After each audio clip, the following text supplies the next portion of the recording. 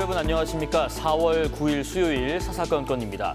권한대행의 권한행위냐, 권한남용이냐. 대통령 추천 몫의 헌법재판관 후보자 2명을 지명한 것에 대해서 정치권의 후폭풍이 계속되고 있습니다. 대통령 선거는 55일 앞으로 다가왔는데 고심 중인 사람들을 포함하면 나오겠다는 예비 후보들이 굉장히 많습니다. 잠룡이라는 표현도 어느 정도 추려져야 가능할 텐데요. 잠룡을 꿈꾸는 이들의 면면, 대선 관련 이야기, 더불어민주당 최인호 전 의원, 국민의힘 홍석준 전 의원과 이야기 나눠봅니다. 어서 오십시오. 안녕하세요. 예. 자, 한덕수 대통령 권한대행이 대통령 몫의 헌법재판관 후보자 2명을 지명한 데 대해서 권한대행에게 후보자 지명 권한이 있는가, 이 논란에 대해서 정치권 반응이 집중돼 있습니다. 오늘 주요 발언들 들어보겠습니다. 한덕수 대행은 도대체 무슨 자격으로 차기 대통령의 권한을 침해하는 겁니까? 대통령 권한대행의 권한은 최소한의 현상유지 정도라는 게 헌법학자들의 중론입니다. 헌법기관의 헌법재판소의 재판관 임명은 대통령의 고유 권한입니다. 국민에 의해 선출되지 않은 권한대행이 감히 대행할 수 없는 권한입니다. 2명의 헌법재판관 후보자 지명을 당장 철회하십시오. 대통령 권리 상황에서 국정의 연속성과 헌정질서 유지를 위한 것이며 당연한 헌법적 책무 이행입니다. 민주당은 그동안 헌법재판관 구인 체제를 반드시 완성해야 한다고 주장해 왔습니다. 조기 대선에서 이재명 대표가 당선되면 자신들의 입맛에 맞는 재판관을 임명할 수 있게 2자리를 비워두라는 주장에 불과합니다. 민주당이 헌법재판관 임명까지 당리당략으로 재단하려는 시도는 국민과 헌법에 대한 명백한 도전입니다. 자, 최인호 의원님, 그러니까 선출되지 않은 권한대행이니까 최소한의 행위만 하라, 이런 민주당 입장 같은데, 한덕수 권한대행도 지난해 12월에 같은 입장을 밝힌 적이 있죠. 그러다 보니까 한 대행이 말을 바꿔서 지금 월권 행위를 한다, 뭐 이런 주장입니까? 그렇습니다. 지난 12월 6일경에 국회에서 헌법재판관 3사람을 선출을 아주 앞둔 그 시기에 한덕수 대행이 헌법기관을 포함해서 모든 인사권은 권한대행인 총리가 행사할 수 없다. 그렇기 때문에 아무리 국회에서 선출하더라도 본인은 권한 밖의 사안이기 때문에 나는 임명할 수 없다라고 이야기했습니다. 그것은 명백히 대통령의 고유 권한이지, 헌법재판관 임명은 그 임명을 대리만 하는, 임무만 대행하는 총리로서는 그런 권한이 없다라고 확실히 밝힌 것이죠. 그런데 갑자기 그저께 느닷없이 마은혁 재판관은 국회에서 선출하니까 당연히 해야 됨에도 한 달 동안 끌다가 대통령 몫의 헌법재판관 후보 2명을 전격적으로 임명을 해버렸죠. 그러니까 석 달, 넉 달 만에 본인이 했던 그 말을 완전히 뒤집어 버리는. 이거는 도대체가 이해할 수 없는 어떤 직권 남용이자 행정 도발이다. 그것도 아주 결격 사유가 명백한 내란 혐의로 공수처에서 수사를 받을 사람을 그렇게 헌법재판관 후보로, 그것도 월권적이고 위헌적인 대통령 몫이라고 하면서 본인의 말을 넉 달 만에 뒤집으면서 이렇게 임명을 강행한 것은 정말로 이해할 수 없는 어떤 그 헌법적, 위헌적, 행정 직권 남용적인 그런 도발의 다름 아니다. 그렇게 생각합니다. 홍 의원님, 그런데 그때와 지금은 일단 상황이 다르다. 국민의힘에서는 아니 그동안 민주당이 헌법재판관 구인 체제를 만들자 이렇게 주장을 했지 않느냐. 그런데 이번에는 마음에 든 후보자가 아니어서 그러는가? 이것은 당연한 헌법적 책무를 한 거다. 뭐 이런 논리입니까? 예, 일단 그 권한 대행이라도 완전히 다른 권한 대행입니다. 그러니까 헌법에 의거했을 때 많은 어떤 전문가들, 그리고 상식적으로 대통령이 탄핵 중일지라도 단지 직무가 정지되고 대통령이 있을 때의 권한 대행은 언제든지 대통령이 직무에 복귀할 수 있기 때문에 어떤 장관 이상의 어떤 인사를 못한다든지 또 중요한 국가 정책 결정을 못하고 현상 유지적 업무만 하도록 되어 있습니다. 당시는 직무 정지였다는 말씀이시죠? 그렇습니다. 그런데 당시는 한덕수 권한대행 같은 경우는 대통령이 직무 정지된 상태에서 대통령의 고유 권한을 행사할 수 없다 이렇게 이야기한 것이죠. 그런데 지금은 대통령이 불행하게도 탄핵으로 파면이 되었습니다. 예. 지금은 대통령이 없는 상태죠. 부재 중이죠. 거리 중인 상태입니다. 그런 상태에서는 권한 대행이라도 지금 사실상의 어떤 대통령의 업무를 대행을 할 수 있는 모든 업무를 대행할 수밖에 없는 입장입니다. 그것을 헌법 71조에도 분명히 이제 밝히고 있고 그렇기 때문에 지금 현재 뭐 예를 들어서 뭐 안보적인 이슈라든지 주요 정책 결정 과정이라든지 인사라든지 이런 것을 언제나 지금 현재 공백인 상태로 놔둘 수는 없는 거 아니겠습니까? 그렇기 때문에 권한 대행이라도 입장이 다르다. 뭐 이런 어떤 측면에서 당연히 네. 지금 현재 한덕수 권한 대행은 대통령의 고유의 어떤 업무를 할 수밖에 없고 그것이 또 헌법상 당연한 의무라고 봅니다. 네, 지금 헌법 71조 보고 계시죠? 대통령 권위나 사고로 직무를 수행할 수 없을 때는 국무총리가 법률이 정한 국무위원회 순서로 권한을 대행한다라는 건데 지금 지난 12월에 말씀하신 그 기자회견에서는 중대한 고유행사 권한 행사는 자제해야 된다는 게 한 대행의 입장이었고 그 말씀하신 것처럼 그때 권한 대행의 위치와 지금의 위치는 다르다라는 주장이신데 권위, 그러니까 어떤 직위나 관직 더위가 비는 상태에서 최 의원님, 국정 안정을 위해서 헌법에 따라서 인사권 행사에 나섰다 이런 해석에 대해서는 어떻게 말씀하시겠어요? 지난달에 한덕수 대행에 대해서 탄핵 소추 심판이 있었지 않습니까? 예. 그때 헌법재판소에서는 이런 판결을 내렸습니다. 권한 대행은 대통령의 지위가 아니고 총리의 지위다라고 명확하게 했고요. 또 총리는 축소된 권한에 총리로서의 권한만 있을 뿐 네. 국회 과반수 탄핵소추 의결 그 정족수 기준에도 대통령의 지위에 맞는 3분의 2가 아니고 총리의 소추 기준인 국회의 과반 151석 이상이 국회 소추 의결이 된다라고 했거든요. 예. 그것은 대행은 대행일 뿐이지 대통령이 아니다. 공식상의 헌법상 지위는 총리다라는 것이죠. 네네. 그런 기준에 따르면은 대통령이 없어졌기 때문에 고리가 됐기 때문에 오히려 더 총리로서의 대행의 임무는 현상 유지적이고 그 권한 행사는 소극적이고 제한적이어야 된다 하는 것이 최근의 헌법재판소의 판결 내용이었습니다. 예. 특히 17년도 1월 달에 권성동 당시 새누리당 원내대표 국회 소추위원장이었죠. 당시 뭐라 했습니까? 정부는 권한 대행은 대통령의 고유 권한인 그 헌법재판관 임명은 할 권한이 없다라고 해서 당시 한교안 권한 대행은 대법원장이 추천한 사람은 임명을 했지만 대통령 목석, 대통령이 거리된 상태이기 때문에 본인은 권한을 행사할 수 없다. 네. 대행은 대행일 뿐이다 하는 그런 관점에서 임명을 안 했거든요. 자신들이 이룬 그 지난 정부에서 박근혜 정부에서 총리가 그랬고 또 권성동 소추위원장 같은 당에 있는 원내대표가 그렇게 주장한 겁니다. 네네. 최근에 헌법재판소에서 방금 말씀드렸듯이 대행은 총리일 뿐이다. 공식적인 지위는. 예. 그래서 대통령의 고유 권한은 행사할 수 없다 네. 하는 것이 이제 명백히 밝혀졌는데도 불구하고 한덕수 총리가 그걸 모를 리가 없지 않습니까?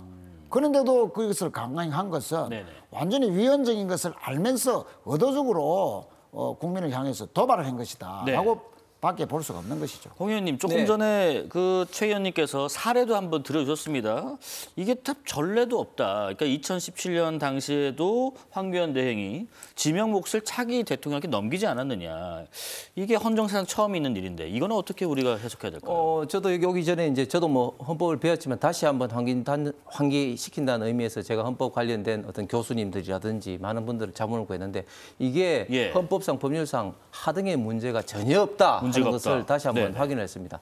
자, 다시 지금 헌법재판소의 판결을 그 최 의원께서 말씀하셨는데 헌법재판소의 판결이 날 때 권한 대행의 어떤 위치, 즉 의결 정족수를 가지고 총리라고 이제 했다. 그것은 당연하죠. 왜냐하면 그때 당시는 대통령이 직무 정지 중이지만 있었기 때문에 당시에 어떤 총리의 어떤 입장에서 권한 대행의 의결 정족수를 헌법재판소에서 이제 과반으로 이렇게 한 겁니다. 그런데 지금은 다시 말씀드리지만 지금 대통령이 파면돼서 아예 없습니다. 그런데 지금 이제 그러면 총리를 그 기준으로 해서 만약에 지금 다시 헌법재판소에 그 어떤 의결을 구하면 똑같이 할까요? 저는 완전히 입장이 다르다고 보고요. 그러면 2017년 사례는 어떻게? 예, 2017년 예. 사례를 한번 또 말씀드리면 분명히 그때 권성동 의원이 그렇게 이야기를 했습니다만 그때 당시는 역시 그 그 헌법재판소에서 탄핵 심판 중이었습니다. 1일 중에. 그래서 대통령께서 불행하게도 박근혜 대통령이 2017년 3월 10일 날 이제 탄핵 인용이 됐지 않습니까? 예. 그 이후에 그 전에 미뤄졌던 이제 헌법재판관들을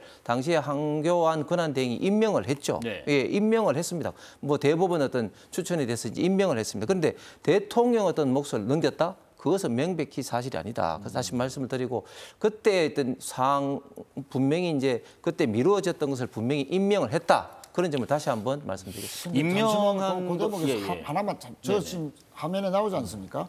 저분이 이선의 헌법재판관인데요. 임명장을 받는 분이. 네. 저분이 한교안 대행이 임명했던 대법원장 추천 몫에 임명 권한이 있어서 그냥 행식적 권한을 행사해서 임명장을 준 것이고. 그러니까 임명과 지명이 약간 좀 혼재되어 있으신 것 같은데. 아니 지명과 지명이 연장선상에서 이제 네네. 임명을 하는 절차니까 같은 과정을 받는다 봐야죠.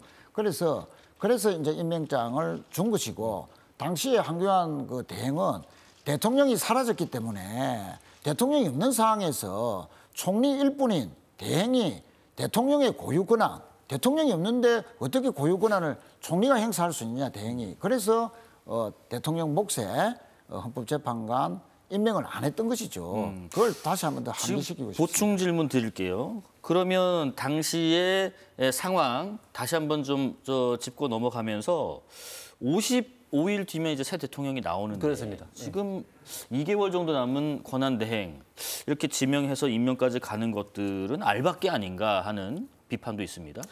그런데 이게 공공기관에 있던 기관장들을 문재인 정부 임기 마지막에 이제 임명을 함으로써 알박기라는 많은 비판이 있는 것과 헌법기관인 헌법재판소의 재판관들 임명하는 것은 저는 명백히 다르다고 봅니다. 예. 왜냐하면 헌법재판소라는 어떤 기능의 어떤 중요성은 우리가 이미 이번에 이제 윤석열 대통령 어떤 파면 사례도 봤듯이 어떤 탄핵 사유가 있을지도 모르고 또 유연 어떤 법률 관련된 어떤 심사가 있을지도 모르기 때문에 굉장히 좀 중요하다는 것을 다시 한번 우리가 이제 알게 됐지 않습니까? 네. 그렇기 때문에 이 그 구인 체제를 완성해 달라는 것을 이때까지 민주당과 많은 어떤 좌파에서 주장을 해 왔습니다. 그렇기 때문에 지금 이제 한덕수 권한대행도 저는 이제 임명을 했다 보고 그것이 이제 알박기다? 저는 이제 전혀 그렇게 생각하지는 않고 오히려 이 권한 대행이 지금 현재 이 헌법재판관들을 임명하지 않을 때 생길 수 있는 혼란들. 예를 들면 우리가 이제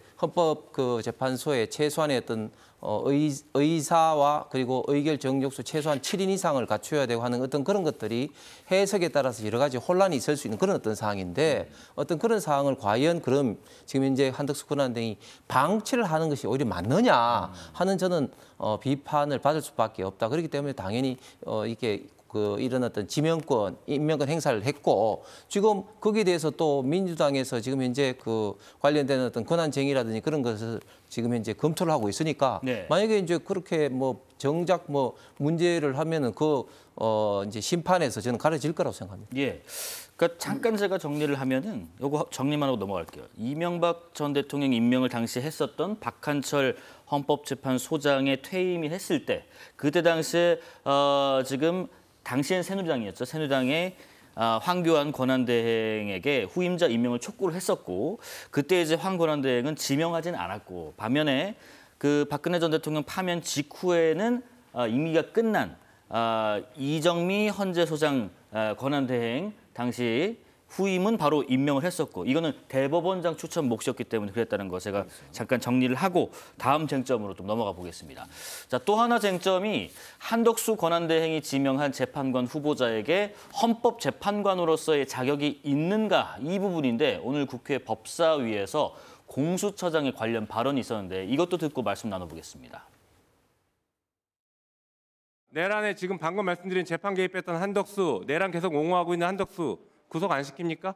그 부분에 대해서도 지금 뭐 수사 중인 사안이니까 뭐 자세히 말씀드릴 수는 없지만은 지금 수사 중입니다. 내란의 핵심 피의자 중 한 명은 이완규 법제처장 구속 안 시킵니까? 지금 저 자리에 앉아 있는 게 맞습니까? 한번 말씀해 보십시오. 뭐 지금 고발 진정 사건 제기되어 있어서 저희들 수사 대상인 사항임을 알려드립니다. 지금 그 이완규 법제처장은 윤석열 전 대통령의 사법연수원 동기로 윤 전 대통령의 측근으로 통한다고 알려졌는데 이게 이제 법제처장으로 있으면서 비상계엄 선포 다음 날 대통령 안가에서 회동한 멤버로 지금 알려졌는데 그 이후에 휴대전화를 교체했다. 근데 또 이유는 밝히지 않고 있다. 뭐 이런저런 얘기들이 많습니다. 그렇습니다. 지금 바로 내란 주요 임무 종사자 또는 내란 동조 혐의로 공수처장이 오늘도 밝혔지만 수사 중이라고 이야기했지 않습니까? 지금 현재 내란 혐의로 수사 중인 분을 내란 때문에 탄핵이 된 대통령 그 몫으로 헌법재판소에 그 지명을 해서 헌법재판관으로 만들려 한다. 이게 있을 수 있는 이야기냐? 도저히 논리적으로도 안 맞고 현재 국민들이 얼마나 그 계엄 때문에 고통을 당했는데 탄핵까지 시킨 마당에 대통령을 아주 대통령이 특수 관계인 예를 들면 대통령 장모를 변호사를 했고요. 예. 또 그냥 동기일 뿐만 아니고 검사 생활도 같이 했고요.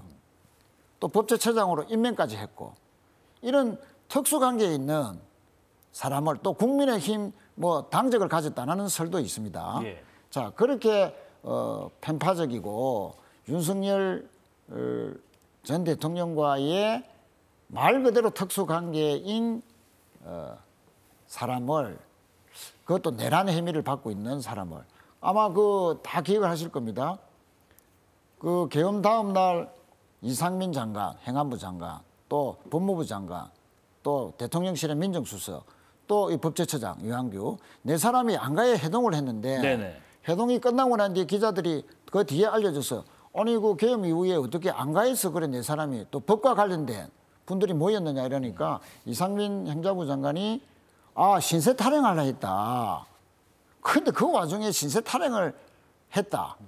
이렇게 이제 소위 납득할 수 있는 그런 해명을 했는데 예. 그 뒤에 이제 국회에서 물었죠. 아니 핸드폰을 왜 바꿨느냐. 아무 일 없고 신세 탈행했는데 왜 핸드폰을 바꿨느냐. 증거인멸 아니냐. 내란 행위에 대한 어떤 은폐하려고 증거인멸하려고 핸드폰을 바꾼 거 아니냐. 이해가 안 간다는 식으로 이제 추궁을 당했죠. 그래서 그 뒤에 이제 공수처에서 내란 혐의로 지금 수사를 받고 있는데 만약에 수사해서 유죄로 내란 혐의로 유죄가 났다 하면 네. 어떻게 책임질 겁니까 한동수 총리가. 그래서 적절하지 않은 지명이었다는 말씀이신가요? 그렇죠. 그래서 예. 윤석열 대통령의 어떤 대리인을 헌법재판소에 투입시키려는 네. 한덕수 권한대행의 의도적인 행정적인 도발이고 직권남용이다라고 네. 주장할 수밖에 없다는 것이죠. 지금 두 가지 말씀하셨습니다. 하나는 이런 내용들 때문에 피의자 신분이고 적절하지 않다라는 입장이 하나 있고요. 또 윤 전 대통령의 대리인 아닌가, 의중을 반영하려고 하는 거 아닌가, 이 두 말씀하셨습니다.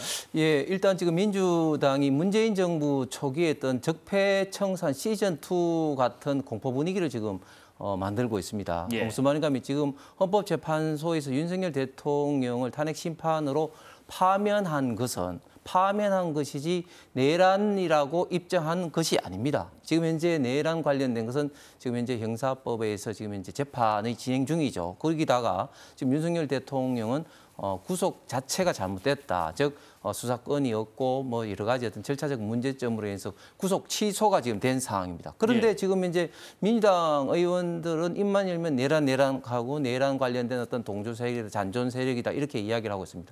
아니 그 현직 그 법제처장, 법무장관 그리고 행자부 장관 등이 안가에서 만났다는 것 자체가 어떻게 내란 혐의라고 볼 수가 있습니까? 네. 또 이런 것을 통해서 김영민 의원이 조금 전에 자료 화면에서 무작정 구속시키라고 이렇게 주장하는 거야말로 정말 지금 공포 정치를 하고 있는 것이다. 저는 그렇기 때문에 네. 지금 어쨌든 뭐 피의자 운운하면서 부적절하다 이런 어떤 논리 자체는 말이 되지 않는다고 말씀드리고 싶고 예. 일단 그리고 윤석열 대통령의 관계가 있죠. 그렇기 때문에 법제처장을 임명한 것이죠. 그럼에도 불구하고 어떤 관계냐? 사시동기입니다. 그런 논리로 따지면은 문영배 재판관은 안부 이제 부인의 안부까지 묻는 이재명 대표와 사시동기 아닙니까? 사시동기라는 어떤 이유로 특수한 관계이기 때문에 헌법재판관 임명이 안 된다. 그리고 윤석열 대통령의 어떤 대리인이다. 뭐 이런 식으로 이야기하는데 아니 현직에서 물러난 어떤 대통령의 어떤 대리인 어떤 할 이유가 있습니까? 그렇기 때문에 그것은 네. 말도 안 되는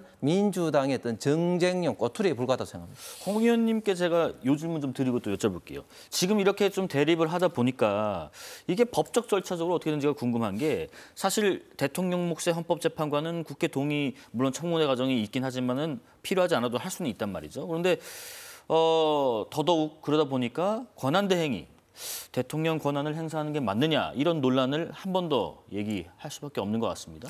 예, 권한대행이 대통령이 있을 때, 즉 직무정지 상태에서는 현상 유지적 어떤 기능밖에 하지 못한다. 이런 것들이 헌법학계의 다수설입니다. 그런데 대통령이 거리되고 부재 중일 때는 그러면은 국가의 중요한 어떤 의사결정, 비상 어떤 시 그리고 이런 어떤 많은 인사에 대해서 그럼 언제까지 손 놓고 있을 겁니까? 그렇기 때문에 지금 거리된 상태는 헌법 71조에 의해서 대행자가 국무총리로서 당연히 대통령의 업무를 대행할 수밖에 없고 그리고 그것은 헌법상의 의무다. 네. 이런 말씀을 다시 한번 드립니다. 아까 보충 말씀하실 거 있으신 것 같았는데요. 예, 최인호 아까 의원님. 안가해동에 대해서 보충 설명을 좀 드리면 왜 안가해동이 문제가 되느냐. 계엄 해제되고 24시간이 되지 않은 하루도 되지 않는 그 시점에서 왜 하필 법과 관련된 관계자들이 부처 관계자들이 다 모였느냐. 그것은 내란 행위가 적법했다는 그런 그 사후 내란 동조 그런 혐의를 받고 있는 것이다 하는 것을 한번 말씀드리고요.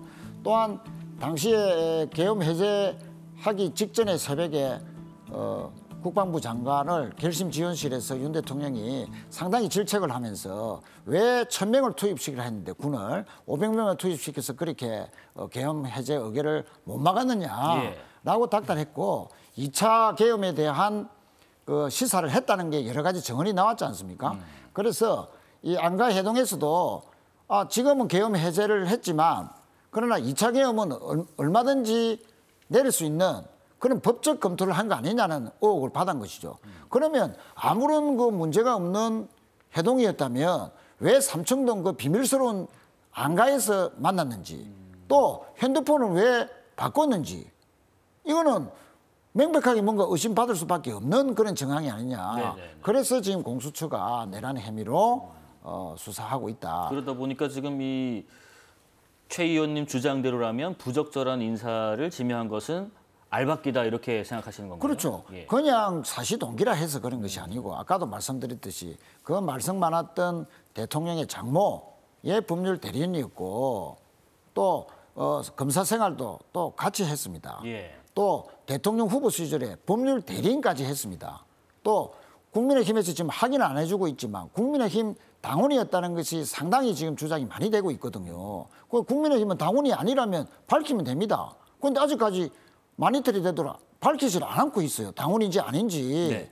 자, 이런 모든 것들을 다 종합해 보면은 윤석열 탄핵당한 대통령의 대리인을 헌법재판소에 투입을 시켜서 만약에 행사재판에서 비상 계엄 요건이 우리는 적법했다. 이제는 합헌적이라는 것은 이미 합헌적이 아니라는 게 판결이 됐지만 법적으로 비상 대권을 행사할 수 있는 사항이었기 때문에 위헌 신청을 했을 때 이 유한규 헌법재판관이 대통령 손을 저어줘서 내란죄에 좀 피하고 직권 남용죄만 적용되도록 하는 그래서 형량을 대폭 낮추려는 그런 의도에서 이완규 처장을 헌법재판소에 임명하려는 거 아니냐 하는 것이 저희들의 합리적인 의심이다 이렇게 생각합니다. 홍 의원님, 네. 지금 이 내용 관련해서요.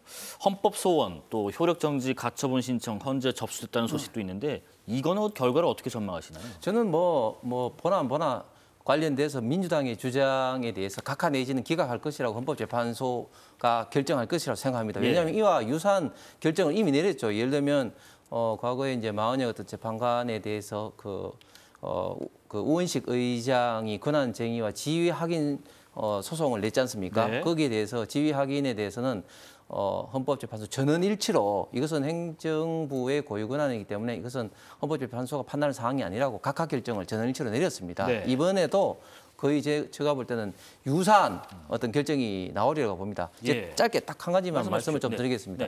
2차 계엄 운운 자꾸 하는데 2차 계엄이 지금 현재 뭐 밝혀진 게 있습니까? 그 말도 안 되는 이야기를 자꾸 뭐 카드라는 어떤 낭설을 가지고 마치 2차 계엄을 하기 위해서 안가 해동을 했기 때문에 이게 그 내란 어떤 혐의 소지가 있다 이렇게 말하는 것은 전혀 설득력이 없는 이야기다는 말씀을 다시 한번 드리고 싶고 그다음에 또 지금 어떤 헌법재판소의 결정이 그 윤석열 대통령의 지금 내란 어떤 재판과 관련됩니까? 내란 재판 관련해 가지고 뭐 어떤 것을 유연 어떤 심사를 할 가능성이 있습니까? 이재명 대표가 지금 공직선거법에 뭐 예를 들면 허위사실 공표로 하도 지금 유연 어떤 법률 심사를 많이 하기 때문에 그 내란 관련돼서도 혹시 할 수 있느냐 이렇게 생각할지는 모르겠지만 전혀 유연 법률 심사의 어떤 대상이 아니다. 즉 헌법재판관과 지금 내란 관련돼서는 전혀 관계가 있을 수가 없다는 말씀을 드리겠습니다. 알겠습니다. 민주당도 법적 대응 움직임을 본격화하고 있는 것 같은데 오늘 입장은 헌법소원 효력정지 가처분 신청을 진행하고 국회 인사청문회를 받지 않는 방안도 검토 중이다 밝혔는데 몇 가지 이런 방법들, 뭐 실효성을 좀 따지고 있는 건가요? 그렇습니다. 이진숙 방통위원장 임명에 관련된 가처분 신청이 사흘 만에 헌법재판소에서 판결을 했거든요. 그런 걸로 비춰보면은 가처분의 그 재판 특성상 빠르면 이번 주말에도 분명히 이 임명은 대통령의 권한인데 고유 권한인데 대행인 총리가 임명을 했기 때문에 이건 임명 권한이 없는 행위다라고 무효 판결이 날 가능성이 매우 높다 하는 말씀을 드리고 또 헌법학자의 100여 명이 넘는 분들이 어제 명백한 이거는 위헌 행위다라고 하면서 한덕수 총리의 탄핵까지 주장했습니다. 그렇지만 저희 당은 뭐 여러 가지 법률적으로 이 임명 취소를 지명 취소를 할 수 있는 방법을 우선적으로 찾는다 하는 것이 이제 당의 지도부의 방침이라는 것을 말씀드리겠습니다. 알겠습니다. 해당 방침 또 일단 아까 각하나 기각 예상하셨고 지금 이런 민주당의 방침에 대해서 혹시 보태실 말씀 있으실지요? 예, 일단 뭐 헌법재판소에서 이제 가처분을 받기 때문에 그렇지만 저는 민주당이 시간과 상황에 따라서 말이 이렇게 달라지는 것을 다시 한번 국민들이 알 수 있다고 봅니다. 과거에 예를 들면 헌법재판소만 하더라도 10월 달에는 전혀 10월 달 임기가 만료되는 헌법재판관들에 대한 어떤 국회 추천을 하지 않았습니다. 왜? 그때 당시에는 많은 어떤 사람들, 이진숙 방통위원장을 비롯해서 그리고 많은 어떤 사람들이 헌법 심판 중이기 때문에 헌법 심판이 들어가면 잘 아시는 것처럼 직무가 정지가 되기 때문에 직무 정지의 기간을 늘리기 위해서 헌법재판관 국회 추천 몫을 하지 않았습니다. 그러다가 대통령이 이제 탄핵이 되고 난 다음부터는 계속해서 빨리 하라고 그렇게 재촉을 하다가 또 지금 와서는 또 입장이 좀 완전히 달라졌습니다. 상황에 따라서 어떤 원칙 없이 민주당의 어떤 입장만 생각하면서 이렇게 주장이 달라진다는 것을 다시 한번 많은 국민들이 알 수 있는 사건이 아닌가 생각합니다. 네, 대선 이야기 해보겠습니다. 진보 진영 유력 대선 후보 이재명 민주당 대표가 오늘 마지막으로 최고위원회를 주재하고 대표직에서 물러났습니다. 지금 이재명 캠프에 합류할 가능성이 높은 인물들 보시는 것처럼 언급되고 있는데 지금 선대위원장의 윤호중 의원, 총괄본부장의 강훈식 의원이 내정됐다는 얘기, 또 다른 두 의원은 이제 합류 가능성 얘기 나오는데 뭐 간략하게 어떤 부분에 좀 중점을 둘 것 같으세요? 그렇습니다. 지금 뭐 윤호중 의원도 중도로 분류가 되고 강훈식 의원은 뭐 비명계다라고 일컬어도 뭐 무색할 정도로 중도 인사에 가깝고요. 한병도 박지원 의원은 사실상 비명계다라고 분류가 되어 왔죠. 그러니까 지금 소위 말하는 이재명 대표와 아주 오랫동안 절친이다라고 하는 친명의 인사는 김영진 의원. 사실 또 김영진 의원은 최근 한 1년간은 이 대표와 상당히 거리를 둔 그런 또 상황이었거든요. 그거는 뭐 의원들이라면 다 아는 사실인데 그렇게 본다면 거의 이 경선 캠프의 면면이 통합형 선대위다. 그런 측면에서 상당히 통합을 강조하는 이런 컨셉의 선대위 구성이다. 알겠습니다. 특히 이제 또 작지만 효율적인 뭐 메모드급 선대위 이런 것이 아니고 아주 실용적으로 딱 일을 할 만한 적재적소 그리고 능력 있는 인사들만 네. 임명했다. 네. 뭐 그게 특징이라고 할 수 있겠습니다. 통합형 선대위를 기대하셨습니다. 자, 김두관 전 의원에 이어서 또 민주당 내에서 두 번째로 김동연 경기지사가 오늘 오전에 인천공항에서 출마를 선언을 했거든요. 지금 홍 의원님, 지금 뭐 상대당 보시면 김경수 전 지사도 출마를 준비 중인 듯 하고요. 그다음에 문재인 청와대 출신 의원들이 캠프에 합류한다 이런 보도들도 있던데 김동연 지사 또 김경수 전 지사가 출마를 앞두고 이제 비공개 회담을 했다라는 사실도 전해졌습니다. 대표적인 비명계 인물 두 사람이 만났다. 앞서 뭐 통합형 얘기는 하셨습니다만은 어대명 이른바 어대명이라는 기류를 견제하겠다 뭐 이런 걸까요? 예, 물론 이제 지금 현재 뭐 민주당은 뭐 잘 아시는 것처럼 지금 뭐 이재명 대표 일당 독주기 때문에 하나만 하다. 예. 경선은 뭐 쇼다 뭐 이런 어떤 이야기가 많습니다. 그럼에도 불구하고 일단 정치인으로서 경선에 출마하면 의미 있는 표를 얻어야 되기 때문에 그런 어떤 차원에서 김두관 그리고 지금 현재 김동연, 김경수 전 이런 어떤 잠재 후보들이 어떤 모여 있는 것이 아닌가. 그리고 어떻게 보면 또 뭐 그런 어떤 단일화 어떤 가능성도 있지 않나 그렇게 생각합니다. 뭐 그럼에도 불구하고 저는 네. 뭐 극히 그 의미 내지는 파급 효과는 극히 제한적이다. 예, 이재명 대표의 일방 독주로 가기 때문에 경선이 굉장히 좀 맥 빠지는 좀 경선이 될 거라고 봅니다. 네. 특히 과연 경선할 때 좀 신랄한 이재명 대표의 그동안의 어떤 국민에 대한 어떤 신뢰를 좀 문제됐던 어떤 그런 어떤 이슈라든지 또 정책적인 이슈에 대해서 과연 얼마만큼 좀 신랄하게 이야기를 할까? 저는 거의 못할 거라 봅니다. 왜냐하면 지난번 그 박용진 어떤 의원 사례처럼 좀 이야기를 좀 세게 했다가 그 소위 말하는 강성지청인 개딸들한테 엄청난 어떤 공격을 받고 또 박용진 의원은 이재명 대표가 뭐 공천을 뭐 이야기를 했지만 결론적으로 완전히 3번이나 기회를 이제 없애버리는 어떤 그런 걸 통해서 굉장히 어떤 핍박을 받은 사례가 있기 때문에 저는 뭐 경선에서 이런 어떤 김두관, 김동연 이런 후보들이 이재명 대표에 대해서 뭐 따끔한 이야기를 제대로 할 수 있을까 그런 의심스럽기 때문에 굉장히 좀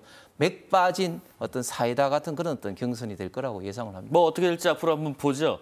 자, 그리고요. 이 궁금한 게 있습니다, 최 의원님. 지금 저희 방송 전에 김부겸 전 총리가 SNS 통해서 이번 경선에 불참하겠다라고 밝혔거든요.